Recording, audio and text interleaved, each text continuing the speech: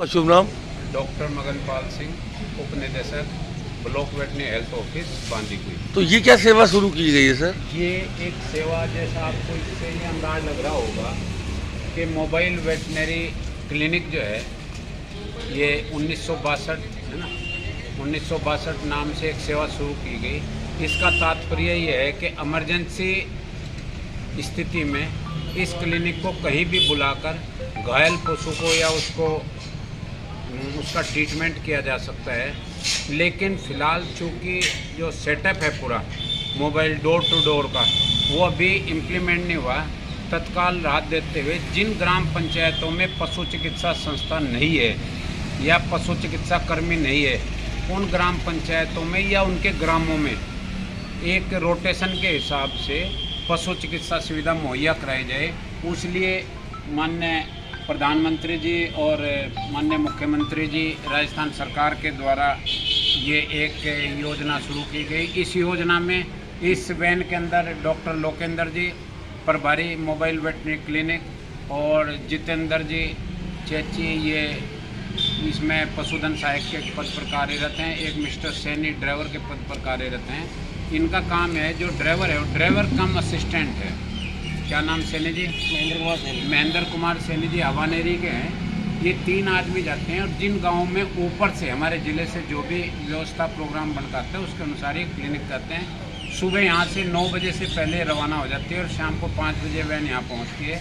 एक दिन में 2 कैंप करने होते हैं, एक ग्राम पंचायत में और उसके पास वाली ग्राम पंचायत में, फिर दूसरे रूट पर जाता है कार्यक्रम।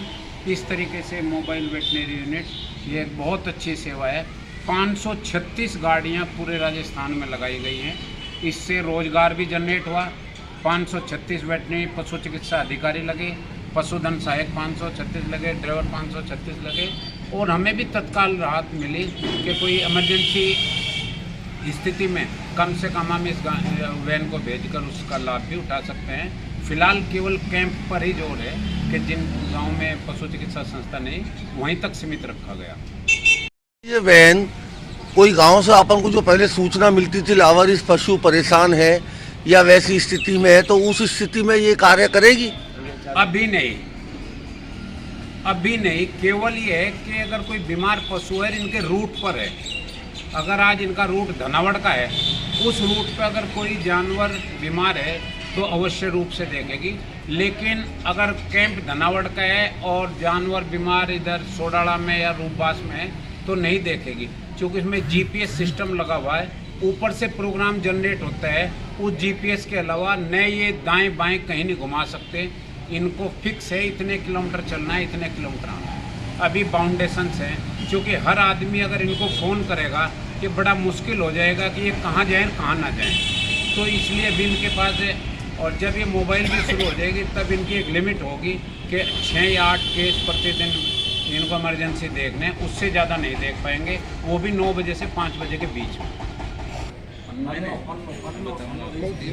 ये श्रीमती अन्नो देवी सैनी जागीर बांदीकुई से भैंस लाई और इनका ये कहना था कि ये 2-3 बार हीट पर नहीं आती, यानी कि इसको माल न्यूट्रिशन है।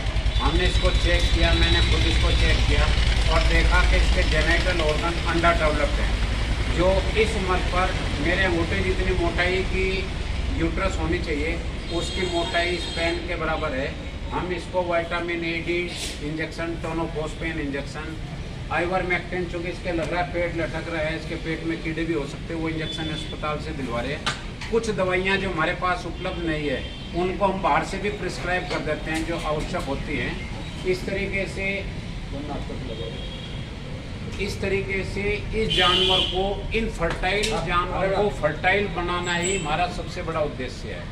क्योंकि हमारे पशुपालकों की समृद्धि, जैसा आप बोर्ड पर देख रहे हो, राष्ट्रीय कृत्रिम गर्भाधान कार्यक्रम चतुर्थ जो है उसमें निःशुल्क यह सेवा सरकार द्वारा दी जाती है। हम इसका कोई पैसा नहीं लेते, बीज का भी कोई पैसा नहीं लगता। केवल किसान की जब गाय भैंस हीट पर आती है तो उसको यहाँ लाना होता है।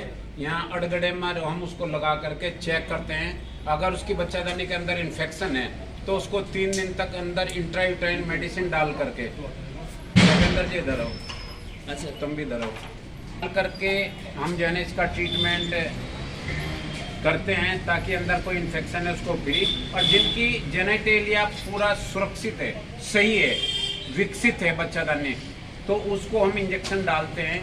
जो सीमन है हमारे पास बहुत अच्छी क्वालिटी का सीमन राजस्थान सरकार के द्वारा दिया गया है, जिसकी वजह से आप देख सकते हो कि होने वाले पाड़े पाड़ी ये भी कुन्ने हैं। कुन्नी नस्ल का मतलब मुर्रा नस्ल, धीरे धीरे नस्ल अपग्रेड होती जा रही है।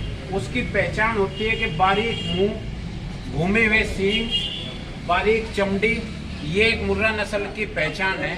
और जो अमूमन 12 से 16 और 20 किलो तक दूध देती है।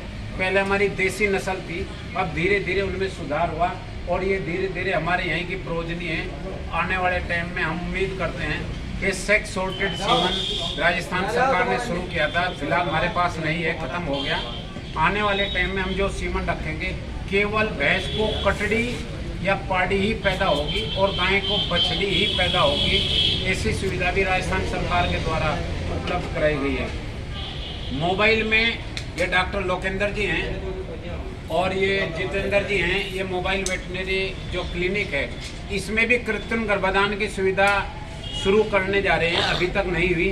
जिस गांव में कैंप करेंगे वहाँ भी बांझ का जानवरों का इलाज भी करेंगे और जो मौके पर हीट में होंगी, स्टर साइकिल में होंगी, उनको ये कृत्रिम गर्भाधान भी करेंगे। क्योंकि देश की उन्नति का राज केवल पशुपालन में छुपा हुआ है। शुद्ध के लिए युद्ध की लड़ाई होनी है तो हमने अपने पशुधन को बढ़ाना है। पानी की कमी की वजह से बहुत भारी कमी आई है, पशुधन की संख्या में कमी आई है। 1900 जो अभी 5 साल पहले 2019 की सेंसस हुई थी, पशुओं की संख्या में भारी कमी है, इसलिए क्वालिटी पशु बढ़ाना ये हमारा उद्देश्य है।